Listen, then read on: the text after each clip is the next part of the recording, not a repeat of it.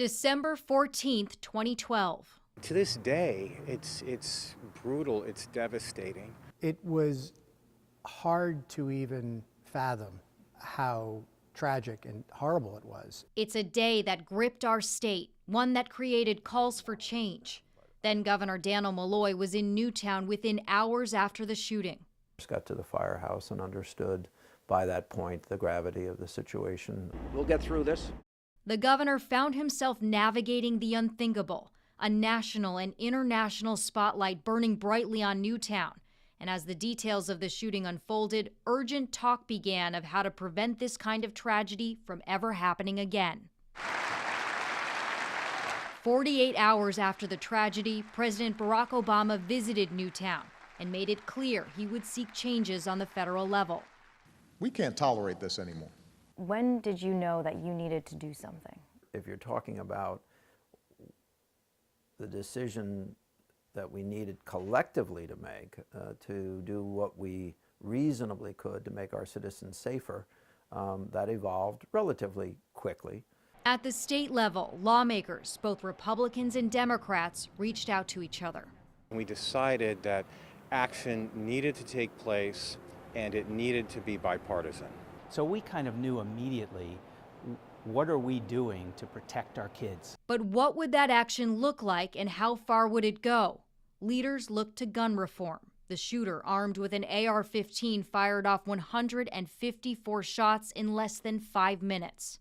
We're talking about one of the most divisive partisan issues in America, what to do about gun violence. At the time, Democrats controlled both the Senate and the House in Connecticut. But leadership from both parties agreed getting something done together would be the most effective and healing way forward. We had an obligation to get this done for these families. Republican Senate leader John McKinney represented Newtown. This is my town. These are my constituents. These are my friends. I'm going to do anything I can possibly do to try to make things safer. It first required a commitment, an agreement that we would stay in the room. Using recommendations from a bipartisan committee, leaders worked over the next few months to craft a large-scale gun violence prevention bill. Well, there were certainly some difficult moments and disagreements in our negotiations. At one point, they almost came to an impasse on the definition of what constitutes an assault rifle. But leaders remained steadfast that a compromise could be made. McKinney still believing he could get a number of his colleagues on board. The only pressure I felt was just the obligation that I felt deep in my core to do something for the victims. And finally, after a lot of back and forth, leaders found common ground. The bill contained sweeping changes to Connecticut's gun laws. It strengthened Connecticut's assault weapons ban, banned high-capacity magazines, provided funding for enhanced school security, and provided additional money for mental health resources. It passed in early April with bipartisan support 4 months after the shooting. In our case, the bill stands intact 10 years later because of the fact that we did this the right way. I don't think that there were as many things that were instantly gratifying as knowing that we had responded to a horrendous situation that happened to play itself out in Connecticut. But making changes on the federal level have not happened as quickly. Senator Chris Murphy has spent the last decade spearheading efforts to pass federal gun restrictions, becoming known for these.